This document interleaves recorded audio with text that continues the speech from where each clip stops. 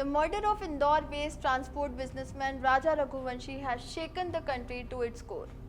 This wasn't a crime of passion or a heat of the moment act.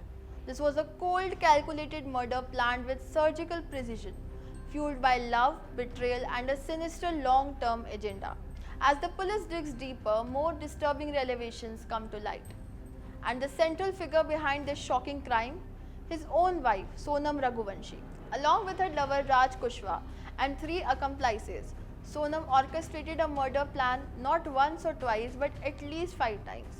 After failing thrice, the 4th plan worked and Raja was killed in one of the most chilling murders in recent memory. Sonam lured her husband Raja to Meghalaya under the pretext of a honeymoon.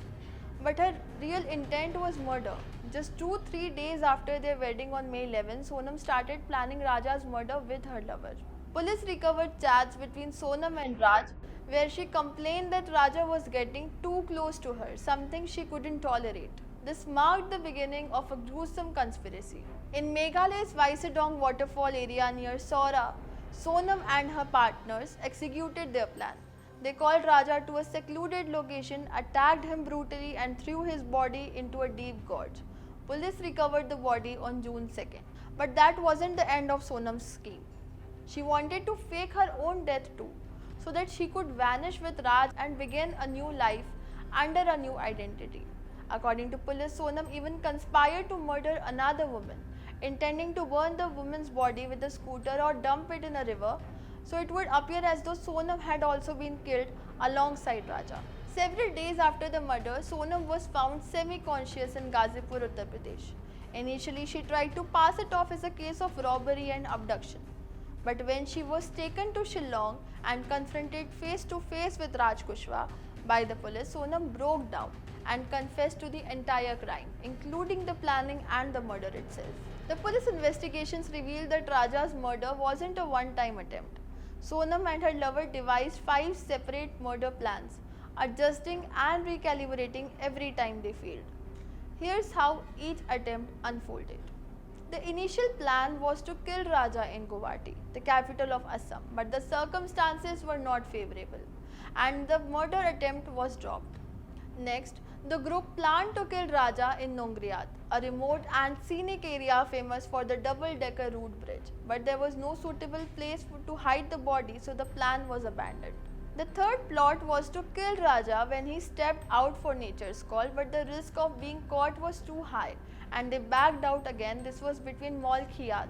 The third plot was to kill Raja when he stepped out for nature's call, but the risk of being caught was too high and they backed out again. The fourth attempt, this time they succeeded. Raja was taken to a remote spot near Vaisadong Falls, attacked and murdered. His body was dumped in a gorge. This was the plan that worked. Fifth attempt was to be in Dauki. If the fourth attempt had failed, they had a backup. The plan was to take Raja to Dauki, a town near the Bangladesh border, and murder him there. His body would then be dumped into the Amnagot river. This level of planning shows just how cold-blooded and methodical Sonam had become. Sonam's actions weren't impulsive. They were well rehearsed, strategically mapped, and designed to mislead everyone, especially law enforcement. But as fate would have it, her lies unraveled.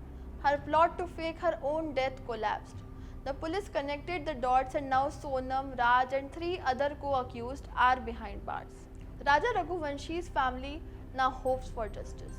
This wasn't just the story of a murder, it's the story of a relationship that began in love but ended in disdain.